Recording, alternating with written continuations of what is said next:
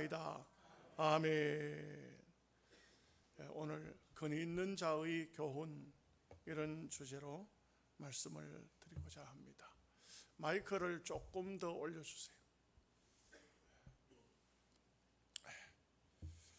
예수님께서 안식일에 회당에 들어가셨는데 그곳에서 주님이 말씀을 읽으시고 아마 해석하신 것 같습니다. 그럴 때에 거기에 참여한 많은 사람들이 주님의 말씀을 들으면서 모두가 다 놀란 겁니다. 왜 놀랐을까요? 예수님은 어린 시절에 정확히는 모르지만 회당을 그렇게 다니면서 말씀을 배울 시간이 있었을까? 그 나사렛, 특히 아버지가 목수, 이런 데서 전문적인 성경을 랍비에게 가서 배울 만한 그런 가정 형편은 아니었겠죠. 오늘날 또 보면 아주 훌륭한 인재들이 많이 있죠. 특출한 사람도 있기는 있습니다. 그러나 이런 인재들이라 할지라도 또 이런 아주 뛰어난 수재, 영재일지라도 교육이 필요합니다. 교육을 받지 않고는 절대 그 귀한 머리가, 아주 뛰어난 머리가 아름답게 쓰여질 수는 없습니다. 그렇기 때문에 교육을 또 아무렇게나 받아도 안 되는 것이죠. 영재이면 영재답게 뛰어난 교육을 받죠. 근데 나사렛 자체가 시골 중에 시골이라 이 말입니다. 그래서 나다나엘이 한 말이 나사렛에서 뭐 선한 것이 나겠느냐, 이것은 나사렛에는 어떤 훌륭한 학자도 없었고 우리 임의로 생각해 볼 때 거기에 뛰어난 어떤 선생도 없었을 것이고, 그렇다고 예수님을 말하자면 예루살렘으로 유학을 보내서 랍비에게 공부를 시킨 것도 아닐 텐데 성경을 펴서 성경을 해석하고 말씀을 전하는데 너무 놀랐다 이 말이죠. 서기관들은 굉장한 사람들입니다. 서기관들은 어떤 사람이냐?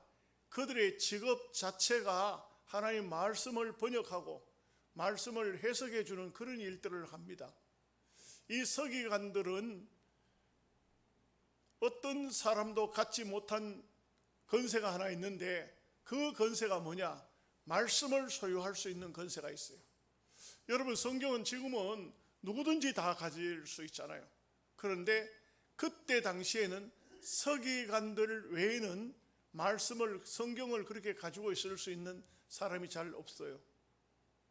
성경도요, 그때 예수님 당시에는 전부 구약 성경 아닙니까? 구약 성경이면 아주 대단합니다. 왜 그러냐면은 사해사본이 이사야서가 발견이 됐는데 이사야서 사해사본 또 혹은 어떤 이제 사본들 원본은 잘 없어요. 발견 못해요. 그런데 구약 성경들이요, 전서 후서로 나누는 이유가 뭐냐? 전서만 해도 한 사람이 짊어지면 보통 장정의 힘으로 한 그 전서, 예를 들어 열왕기상, 열왕기하 있으면 열왕기상 하나만 해도 짊어지면 한 사람이 온전히 한 짐을 져야 될 정도로 그 당시에는 양피 가죽에다가 글씨를 적었기 때문에 성경 분량이 대단히 큽니다. 그렇기 때문에 그 아무나 성경을 소유하지도 못하고 그 성경을 번역하는 것도 허락을 받아가지고 번역을 하지만 그 일생 번역을 해도 성경 한 권 다 완전하게 번역하기 어렵습니다. 그렇기 때문에 성경이 옛날 사본들이, 원본은 잘 없지만 사본들이 조그마한 조각 하나만 있어도 굉장히 귀한 것으로 박물관에 비치가 되는 것을 볼 수가 있어요. 그만큼 귀한 것입니다. 그렇기 때문에 성경을 전문적으로 배운다는 것은 굉장히 힘들고, 그리고 가버나움이라는 것은 큰 도시예요. 큰 도시. 나사렛에 성경이 있었겠느냐? 추측하건대 없었을 것입니다. 근데 가버나움은 우리로 따지면 굉장히 큰 도시, 뭐 적어도 경상북도 정도의 소재지 정도 해당에 예수님이 들어가신 것이 아닌가. 가버나움의 해당에 들어가셨습니다. 그런 해당에 들어가시니까 당연히 성경이 있죠. 해당 안에 안식일이니까. 안식일은 성경을 갖다 놔요. 그렇지만 또 납비라든지 서기관들이 많지 않습니다. 그렇기 때문에 원만하면 성경을 못 읽는 사람도 참 많아요. 그렇기 때문에 그 당시는요, 그냥 해당의 성경이 있다 그러면 가서 읽기만 해도 대단합니다. 읽기만 해도. 여러분들이 무슨 말인지 이해가 되실런지 모르겠어요. 그런데 예수님께서 이 성경을 읽으시고 해석까지 하신 것이 아닌가. 그렇기 때문에 그 사람들이 이거는 권위 있는 자, 아주 능력 있는 사람과 같다. 서기관들하고도 다르다. 서기관들보다도 훨씬 더 능력 있는 자, 권세 있는 자, 권위 있는 자와 같다. 여러분, 마태복음 5장, 6장, 7장을 산상보훈이라고 말해요. 이 산상보훈은 예수님께서 정말 그 당시 바리새인들, 서기관들, 사두개파, SM파 나름대로 기독교 개종에서 어떤 단체들, 그런 사람들이 말씀을 전하든지 뭐 이렇게 하면은 사람들이 많이 모여요. 그런데 예수님께서는 베세다에서 이 말씀을 산상교훈을 하셨는데, 이 교훈은 바리새인들이나 SM파나 어떤 그 누구도 따라올 수 없는 말씀을 하신 겁니다. 우리가 오늘 낮에도 말씀 상고했지만 내 원수를 사랑하라, 뭐 이런 말씀이 산상보훈에서 하신 말씀이에요. 오리를 가고자 하거든 십리를 가게 하라, 산상보훈에서 하신 말씀입니다. 그런데 예수님의 산상보훈 말씀이 딱 끝이 났을 때 그 모인 청중들이 굉장히 많았어요. 아마 그 당시에 유월절을 지키기 위해서 전 세계적으로 이 사람들이 예루살렘에 모였던 것 같아요. 모였던 사람이 예수님을 찾아서 베세다까지 온 거예요. 그 베세다에서 예수님의 말씀을 하셨는데, 산상보훈을 하셨는데, 이 말씀을 끝나자 많은 사람들이 하나같이 입을 모아 무슨 말을 하냐면, 이는 가르치심이 말이에요. 설교하는 것이 서기관들 같이 아니하고 큰 권세가 있음이로라, 이렇게 말을 해요. 예수님의 말씀이 큰 권세가 있더라. 그래서 우리가 성경을 통해서 보면은 항상 제자들도 가끔 이 사람이 누구신가 이런 말이 나오고, 또 사람들, 서기관들도 마음으로 참남하다, 누가 감히 죄를 사할 수 있는가, 하나님만이 죄를 사할 수 있는데 참남하다, 이런 말들을 서기관들은 말은 하지 않아도 속으로 서로 이렇게 말을 주고받은 그런 걸 볼 수 있어요. 이게 뭘 말하냐? 예수님의 권세를 말하거든요. 하나님의 아들로 예수님을 영접한 사람은 당연히 맞다. 주님이 말씀하시니까 그냥 그 말씀이 우리의 심령 속을 파고 들어오는구나, 아멘이구나, 이렇게 하지만 주님 하나님의 아들로 보지 않으면 어떻게 되겠습니까? 그는 참, 이상하네, 저 사람 나사렛 출신인데 저 촌에서 대단히 그 사람이 굉장하네, 어떻게 저런 하나님 말씀들을 알지? 이렇게 이제 할 수밖에 없죠. 여러분, 엠마오상의 두 제자가 눈이 가려졌습니다. 대부분 랍비는 랍비 옷을 입죠. 그리고 랍비 얼굴을 자세히 함부로 막 쳐다보거나 그렇게 하지 못하지 않습니까? 그 예수님과 함께 엠마오상의 두 제자가 내려가는데, 이 두 제자가 아마 가면서 한숨을 푹푹 쉬면서 막 이런 식으로 한숨을 쉬면서 갔던 것 같아요. 그러니까 랍비 복장을 한 예수님께서 물으시잖아요. 너희들이 무엇 때문에 이렇게 근심이 있느냐? 그러니까 이 사람들이 하는 말이, 아니 당신도 예루살렘에서 내려오는데 예루살렘에서 그일 되어진 일을 모릅니까? 예루살렘이라는 게요, 큰 도시가 아니에요. 서울처럼 그런 큰 도시, 부산처럼 그런 큰 도시가 아니에요. 막 굳이 따진다면 안동 나가보면 안동보다도 적어요. 나중에 기회가 되시면 예루살렘 가보시면 알지만 그렇게 큰 도시가 아니에요. 거기에서 예수님을 십자가에 못 박아 죽이는 그 일이 3일 전에 벌어졌기 때문에 예루살렘에 거기에 그 사건을 모르는 사람이 아무도 없어요. 다 안다 이 말이에요. 다 안다 이게. 가서 보든지 무슨 그 얘기를 듣든지 간에 충격적이기 때문에 다 아는데, 예루살렘에서 엠마오로 같이 내려오는 동행 중에 있는 이분이 왜 근심하느냐 하니까, 아니 도로 되묻는 거예요. 당신은 예루살렘에서 내려오면서 그를 거기서 되어진 일을 알지 못하느냐, 이렇게 말하는 거죠. 그때 예수님께서 이 어리석은 자들아, 구세주 메시아가 이렇게 오셔서 십자가에 죽어야 된다는 것을 하나님이 말씀하시지 않았느냐? 만약에 그분이 그렇게 죽지 않았다면 어떻게 우리의 구원을 이루겠느냐? 그래서 모세의 율법에 여자의 후손으로 오리라고 한 말씀부터 시작해서 쫙 말씀을 설명하는 겁니다. 그 두 사람이 길을 가면서 그 나그네에게 말씀을 듣는데, 와, 그렇구나 엠마오에 도착을 한 거예요. 아마 잘은 모르지만 식당에 들어갔겠죠. 이제 음식을 먹어야 되니까. 그 당신이 기도 한번 해 주시죠. 두 손을 딱 드는데 보니 양손에 못자국이 있는 거예요. 깜짝 놀랐죠. 기도가 끝나니까 예수님은 보이지 않는 거예요. 두 명의 제자가 즉시로 예루살렘으로 올라가서 부활하신 예수님을 만났다. 그러면서 한 말이 있어요. 그분이 말씀하실 때 우리의 가슴이 뜨겁지 않더냐. 이게 바로 하나님의 아들이에요.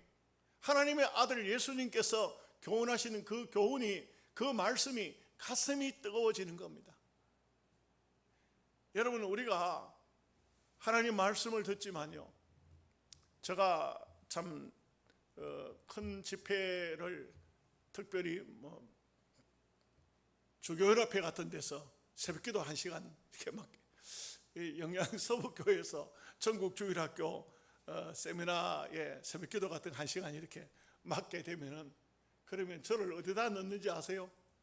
항상 맨 마지막 끝나는 시간 보따리 다 싸가지고 오락해가지고 거기서 내가 1시간 하고 끝나면 바로 짐 들고 가서 공항에 가서 비행기 타고 집으로 돌아오는 그 시간, 아주 어수선하게 그지 없어요. 제일 강사치고 그 시간 맡으려고 한 사람 아무도 없어. 그 시간 맡으려는 사람 아무도 없어요. 그 일주일 동안 주교연합회가 가면 아침에 저녁 시간에 계속 집회가 있잖아요. 계속 집회가 있어요. 근데 제일 끝다리 전부 짐 싸가지고 와서 지금 호텔 그 예배 드리는 장소에 전부 짐 갖다 놓고 그렇게 해요. 근데 참 묘한 것은요, 비록 맨 마지막 시간, 아무도 안 하려고 하는 시간, 제일 끝다리에 갖다 붙었지만 말씀의 은혜를 받으면 달라져 버려요. 그 짧은 시간이지만 저는 30분 정도 설교를 하지만 그 설교를 하고 나면 그 다음에 저를 쳐다보는 사람마다 이런 말을 해요. 이거 제가 자랑하려고 하는 게, 목사님 참말로 은혜 받았습니다. 참말로 은혜 받았던 어떤 간에 은혜를 받은 거 아니에요? 그러면 어떤 분은 또 이런 말도 해요. 이번에 와가지고 목사님 아니었다면 은혜는 하나도 못 받을 뻔했습니다. 이렇게도 말해요. 내 말 잘 들으라고 하는 소리겠죠, 그죠? 예. 말씀의 은혜라는 것은 굉장히 중요해요.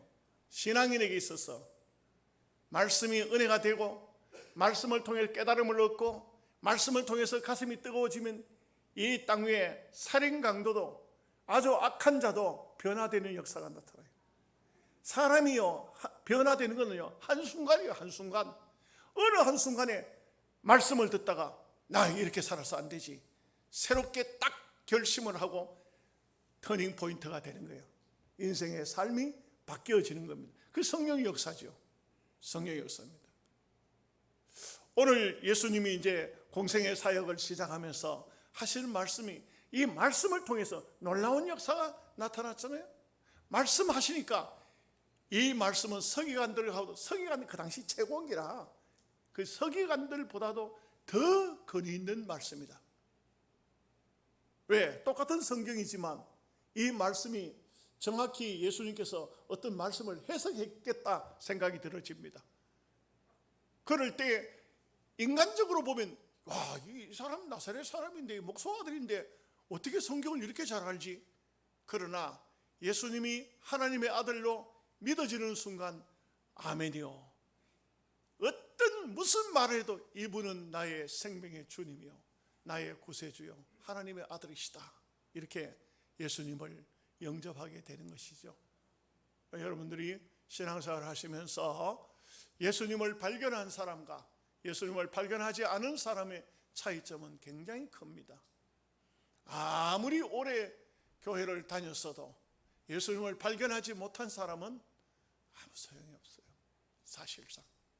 그러나 예수님을 진심으로 발견하고 나의 생명의 구주로 받아들인 사람은 환경적인 여건에 의해서 내 신앙생활이 좀 제대로 되지 못하고 또 아름다운 삶을 살지 못하는 내 성격, 잘못된 야곱 같은 그런 본질이 있을지라도 언젠가는 때가 되면은 모든 것을 다 내려놓고 정말 신앙으로 돌아설 수밖에 없도록 되어 있다고요.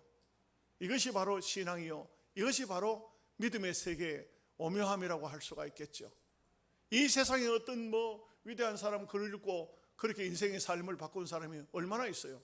그거 없습니다. 그러나 하나님 말씀은 바로 인생의 삶을 완전히, 말씀이 그 악한 자라 할지라도 그들에게 딱 가서 부닥치면 그만 인생은 새롭게 변화가 되어지는 놀라운 역사가 있는 것입니다. 자, 오늘 말씀 보시겠습니다. 21절 말씀 같이 보겠습니다. 그들이 가버나움에 들어가니라. 예수께서 곧 안식일에 회당에 들어가 가르치시며, 말씀을 읽으심에가 아닙니다. 가르치시며, 그러니까 말씀을 읽고 회당에서, 이 회당은 가버나움 회당이기 때문에 앞에도 말씀드린 것처럼 성경이 비치되어 있었을 것입니다. 큰 회당에, 적은 회당에는 잘 없습니다. 그리고 안식일이 끝나면 누가 보관하느냐? 주로 보면 해당장이 보관하든지 그 해당에 서기관이 있으면 서기관이 보관합니다. 아무나 이 성경을 아무나 돌리지도 않고, 성경이 그 유대인들에게 있어서는 최고의 보물입니다. 그런데 예수님께서 안식일에 해당에 들어가셔서 가르치셨다. 예수님이 가르치셨다는 말씀이 참 성경에 보면 많이 나와요. 예수님께서 낮이면 성전에서 가르치시고 밤이면 감람원에서 기도하시고, 이런 말씀들이 성경에 보면 많이, 복음서 속에 많이 나와요. 그래서 밤에는 주로 기도하는 삶을 사셨고 낮에는 주로 가르치는 삶을 사셨어요. 그런데 가르칠 만한 장소가 잘 없으니까 성전에 들어가셔서 주로 가르치셨다. 이런, 예루살렘에 계실 때는 성전에서 가르치셨다, 이렇게 볼 수가 있습니다. 이 가르침을 받는다는 것, 예수님께서 하나님의 말씀을 회당에서 가르치셨다는 것, 참으로 귀한 일이 아닐 수 없습니다. 예수님은 하나님의 아들이시지만 그 당시에는 오늘날처럼 무슨 방송이 있습니까? 어떤 복음을 전할 수 있는 어떤 다른 방편이 없잖아요.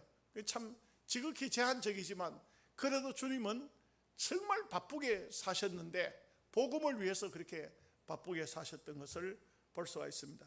22절 말씀 보겠습니다. 같이 읽습니다. 못 사람이 그의 교훈에 논란이, 이는 그가 가르치시는 것이 권위 있는 자와 같고 서기관들과 같이 아니함이러라.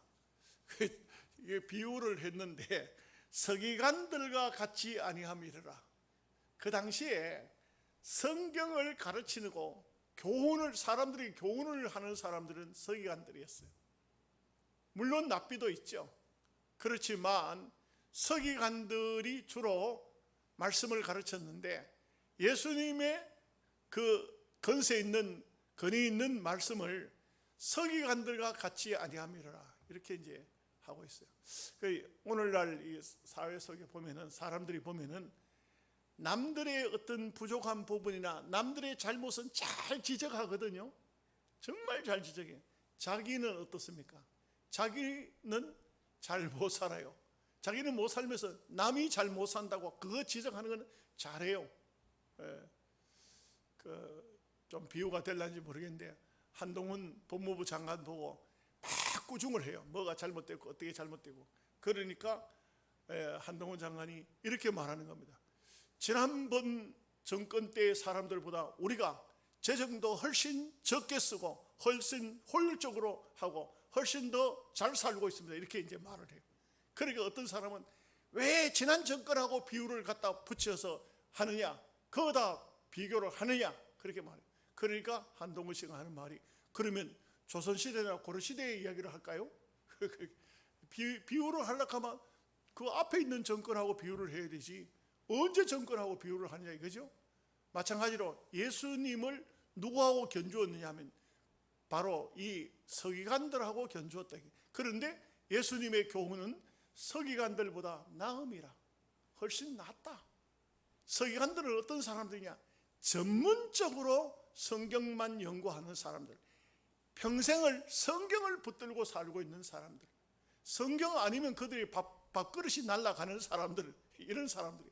그런데 그 사람들보다가도 예수님의 교훈이 더 낫다 이게요. 왜 그럴까요?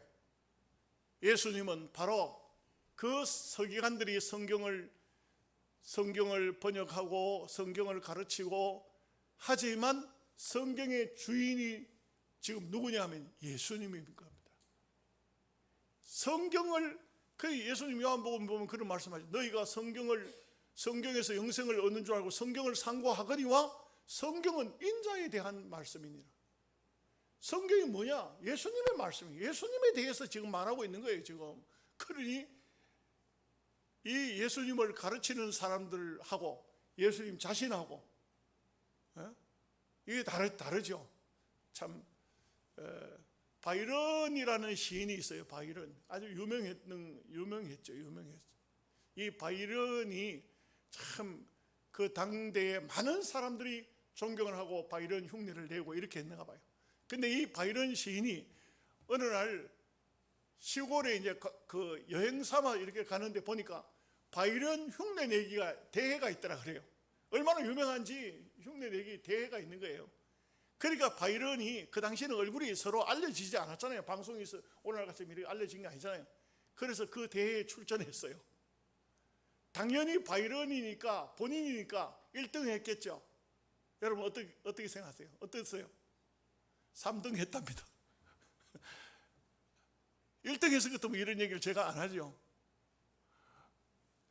얼마나 바이런 흉내를 잘 내는지 바이런보다도 바이런을 흉내내는 사람이 더 잘하더라. 그러나 하나님의 말씀에 있어서는 그렇지 않죠. 말씀의 본질을 정확히 깨뚫고 있는 분이 바로 예수님이시죠. 예수님은 이 성경의 주인이신 거라요. 그렇기 때문에 성경을 가르치시면 이 말씀에 어떤 말씀인지 확실한 그런 감동을 받을 수 있으니까 서기관들과 같이 아니함이라. 참 서기관들과 비유했는데 서기관들보다 이 인간적으로 따지면 서론에서 제가 말씀드린 것처럼 이 나사렛 촌 사람이라 이게 목수의 아들이라 이게요. 인간적으로 보면 도저히 서기관들하고 비교가 안 돼요. 비교가 안 돼. 쉽게 말하면 일자 무식자하고 저 서울대학교 법대를 졸업한 사람하고 비유를 하면 비유가 되겠습니까? 인간적으로 보면 예수님은요 나사렛 촌 사람이고 이 서기관들은 오늘 우리 한국으로 따지면 서울대학 출신들이란 말이에요. 그런데 그 비유가 되겠어요? 그런데도 예수님은 왜? 주인이시니까. 이 말씀에 바로 말씀이 주님의 말씀이니까. 그러니 이런 역사가 이런 권세가 있다 이 말씀이죠. 자, 23절 24절 말씀 함께 보겠습니다. 마침 그들의 해당에 더러운 귀신 들린 사람이 있어 소리질러 이르되 나사렛 예수여 우리가 당신과 무슨 상관이 있나이까? 우리를 멸하러 왔나이까? 나는 당신이 누구인 줄 아노니 하나님의 거룩한 자니이다. 그 보통 해당에 귀신 들린 사람 잘 못 들어와요. 못 들어오게 해요. 그런데 희한하게도 이 가버나움 해당에 귀신 들린 사람이 들어왔다 이 말이에요. 귀신 들린 사람도요 여러 종류가 있습니다. 제가 귀신 들린 사람만 상당한 기간 동안 그 귀신 쫓아내려고 하여간 목회를 하다 보니까 별 경험을 다 하게 되는데, 근데 귀신 들린 사람을 쫓아내고 이런 것만 했어요. 하양에서 계속 귀신 들린 사람이 찾아오는데 이거 얼마나 힘들었는지 몰라요.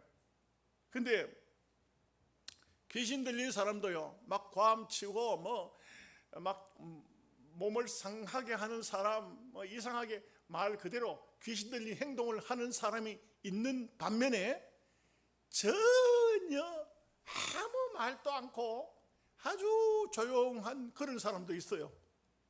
여자분들 같은 경우에 말도 안 하고 고요한데 절대 웃지 않습니다.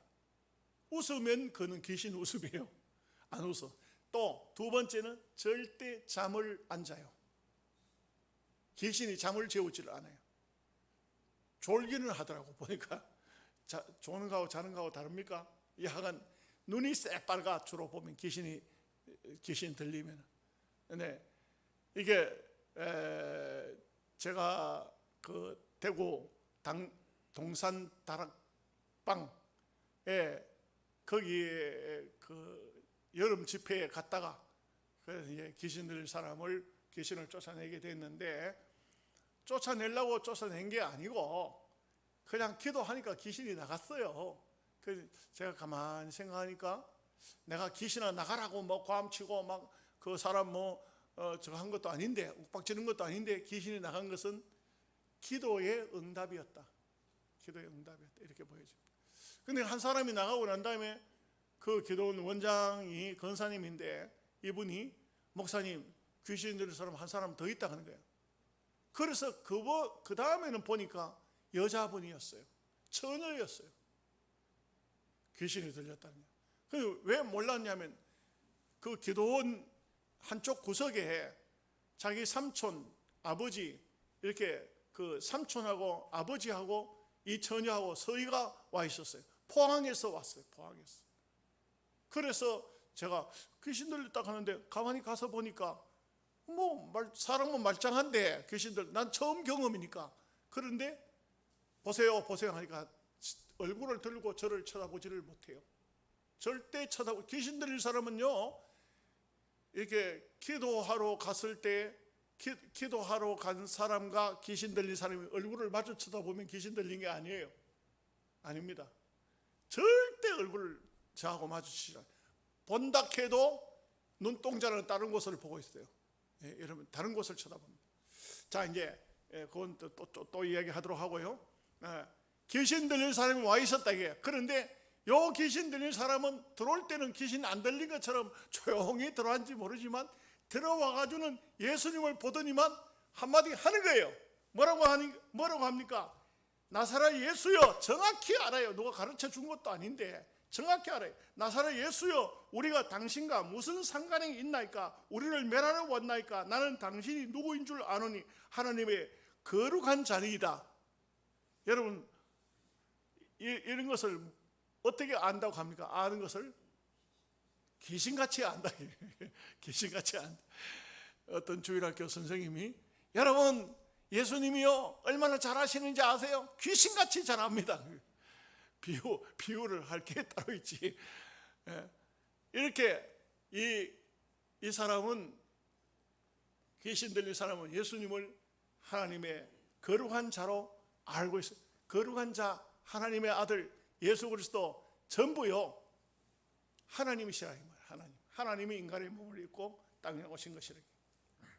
25절 26절 말씀 보겠습니다. 예수께서 꾸짖어 이르시되 잠잠하고 그 사람에게서 나오라 하시니 더러운 귀신이 그 사람에게 경련을 일으키고 큰 소리를 지르며 나오는지라. 야, 참 귀신이 나올 때, 여러분 귀신이 떠나갈 때, 저는 그 참 경험을 아까도 말씀드렸지만 참 제가 목회자가 되기 위해서 여러 가지 가정을 많이 겪은 가정 가운데 하나였어요.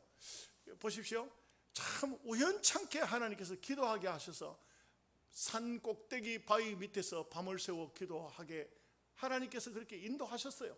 정말 하나님이 인도하셨지 제가 무슨 마음으로, 여러분 늦은 밤에 산 꼭대기에 올라가서 하룻밤 주무시고 올 수 있겠어요?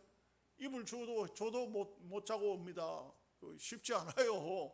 근데 그곳에서 정말 밤을 새워서 기도하게 하고 그 산에서 기도한 그 기도로 기도 생활이 계속 연결이 되다가 기도하다가 신학교로 왔잖아요. 전도하러 다니다가. 그리고 또 전도에 대한 남들을 보다가 전혀 다른 그런 경험을 하게 하셨어요. 정말 시골 교회이지만 열심히 전도하니까 전도의 문이 막 열리기 시작하는데, 특히 어린 아이들, 젊은 사람들, 막 이 학생들, 이런 사람들이 막 전도가 잘 됐어요. 참 내가 그 전도가 할 때마다 중학생 이상 이름을 기록했는데 딱 6개월 되니까 80명 되더라고. 나는 어디든지 그래 하면 되는 줄 알았어요. 근데 그게 쉽지 않아요. 안 됩니다. 제가 물어봤어요. 목사님들 중에도 그렇게 된 분이 있냐? 없어요. 없습니다. 그냥 하나님께서 전도하게 하셨어요.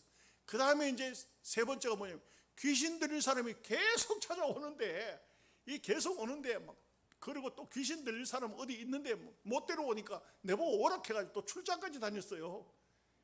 뭐 대구도 다니고 청통도 가고 막 출장까지 다니면서 귀신 들릴 사람을 위해서 기도했어요. 근데 참 묘한 것은 귀신이 나갈 때 반드시 그냥 나가지 않더라고요. 어떤 사람은요, 어떤 여자분은 저 부산의 햇빛 요양원에서 18년 동안 있다가 왔다 그래요. 그 정신병원에, 요양원에 이런 데 있어가지고 귀신 떠나는 거 아니거든요. 그 18년 있었다 그래요. 근데 우리 제가 있던 교회에 와서 밤새워서 기도하고 아침에 귀신이 나가요. 나가는데 나갈 때 귀신이 뭐라고 나가냐면, 예수 피가 무섭다, 막 고개를 흔들고 몸을 떨면서 예수 피가 무섭다 그러더니 귀신이 나가더라고. 예수 피가 무섭다는 것을요, 내가 막 그 귀신이요 예수 피가 무섭다고 막 불어 떠는데 내가 막 또 같이 떨리더라니까. 그래가지고는 귀신이 탁 나가더라. 그런 일도 있었고, 또 어떤 건사도 귀신이 들렸었어요. 건사도 귀신 들렸는데, 이거 기가 막혀요. 귀신 들리면은요, 기가 막혀요.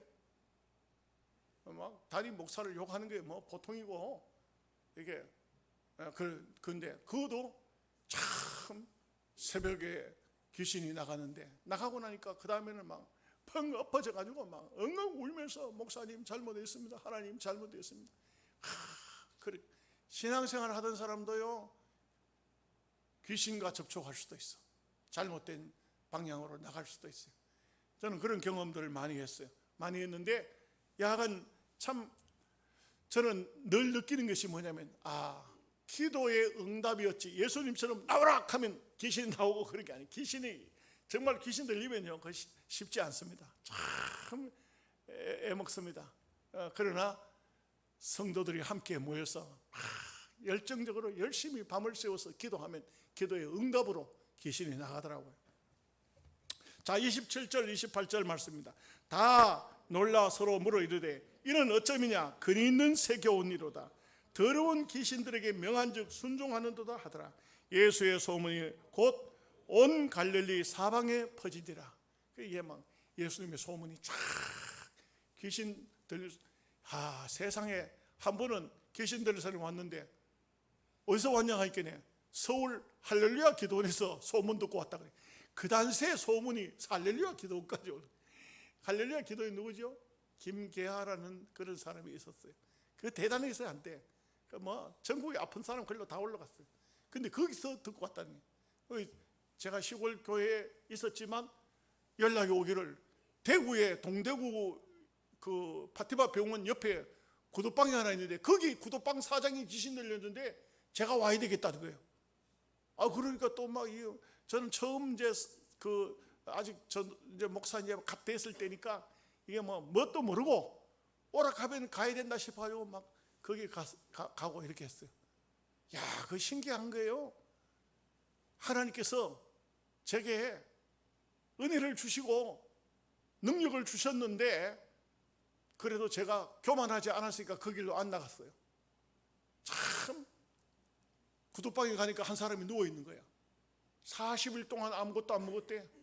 물도 안 마셨대요. 머리카락을 깍지를 안 해가지고 머리가 이만큼 내려왔어. 예수님 동생처럼 생겼는데 그런데 사탄이라 얼굴이 시커먼 게 말이에요. 그래 돼 있어. 가니까 막 씻지도 안 해가지고 냄새가 나. 못 견디겠어요. 그래서 나는요, 그 참 신기하다 싶은 게 톡톡 치니까 눈 떠. 일어나서 좀 씻으시오 하니까 냄새 나서 내고 얘기하려고 하니 좀 힘드니까 씻으시오 하니까 들어가서 씻어. 나왔어요. 씻고 나왔어. 내가 그래서 그때 식사 시간 다 돼서 나 밥 안 먹었는데 밥 달라고 했어. 그랬더니 밥을 채러 왔어. 같이 밥을 먹었어. 그런데 그냥 성령이 인도하는 대로 말하는 거예요. 당신 죽고 싶지? 그렇다 그래요. 고개를 끄덕끄덕해. 근데 처자시킬 생각하니까 못 죽겠지? 또 그렇다고 그래요. 성령이 그냥 시키는 대로 그냥 말하는 거예요. 당신 살 수 있는 방법이 있어. 예수님 믿어야 돼. 그렇게 하겠대.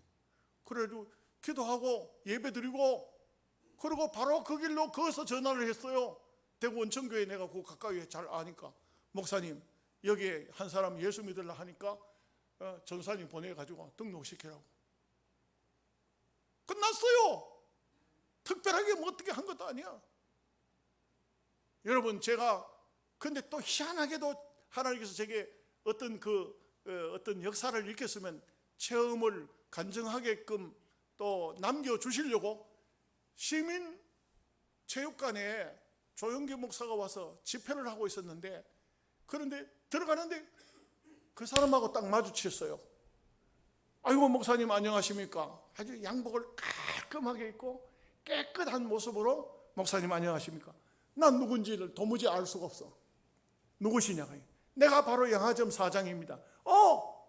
그래 교회 다니십니까? 아이고 목사님이 소개를 해놓고는요. 우리 온 가족 식구 대구 온천교회 다 나가고 있습니다. 참 여러분들은 이런 얘기를 해도 뭐 상관이 없으니까 아멘도 안 한다 그죠? 참 신기한 거야. 참 신기한 거예요. 그 뒤로 잘은 모르지만 저는 볼 때 은혜를 사모하고 옛날에 과거가 있기 때문에 막달라 마리아처럼 얼마나 하나님을 잘 섬기겠나, 얼마나 열심으로 믿음으로 살겠나 그런 생각이 들어져요. 자, 29절에서 31절 말씀 읽겠습니다. 해당에서 나와 곧 야고보와 요한과 함께 시몬과 안드레의 집에 들어가시니 시몬의 장모가 열병으로 누워 있는지라 사람들이 곧 그 여자에 대하여 예수께 짜온대 나아가사 그 손을 잡아 일으키시니 열병이 떠나고 여자가 그들에게 수종드니라. 주님은 하나님이십니다.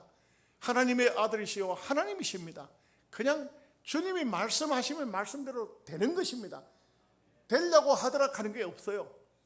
예수님께서 말씀하시면 병든 사람이 낫고 귀신이 쫓겨나가고 바람과 풍랑을 향해서도 명령을 하시면 그대로 순종하지 그대로 됩니다. 이게 바로 왜 예수님의 치적 공적 초기에 이 말씀을 기록하고 있느냐. 요한복음에서는 제일 먼저 예수님이 물로 포도주 만든 사건으로부터 시작하고 있어요. 여기서는 계속해서 지금 이렇게 회당에 들어가고 말씀 전할 때 거리가 있고 귀신이 쫓겨나고 또 들어가니까 병든 사람이 낫고 이것은 예수님이 바로 하나님의 아들이시라는 것입니다. 이것을 증언하기 위한 것입니다. 또 어떤 게 있느냐. 32절 34절 말씀 봅니다. 저물어 해질 때에 모든 병자와 귀신 들린 자를 예수께 데려오니 온 동네가 그 문 앞에 모였더라. 예수께서 각종 병이 든 많은 사람을 고치시며 많은 귀신을 내쫓으시되 귀신이 자기를 알므로 그 말하는 것을 허락하지 아니하시니라. 예수님은요 하나님이십니다. 못하실 일이 없죠. 이것을 먼저 제자들에게 보여주시는 겁니다. 예수님께서 저는 뭐 그렇게 귀신을 많이 쫓아내기도 했지만 안 되는 것도 있더라고요. 안 되는 것도 있어요. 왜냐하면 저는 하나님이 아니거든요. 저는 그냥 목사거든요. 하나님이 허락해 주면 되겠지만 아무리 기도해도 안 되는 사람은 안 되더라고. 그 안 되는 이유가 뭐냐? 하나님이 그 허락지 않으니까 안 되는 거죠. 그러나 예수님은 말씀하시면, 예수님은 하나님이시거든. 말씀하시면 그냥 되는 거예요. 그러니 우리 예수님께서는 오늘 근위 있는 자, 건세 있는 자, 예수님이 바로 하나님의 아들이시기 때문에 이런 역사가 있는 것입니다. 기도하겠습니다.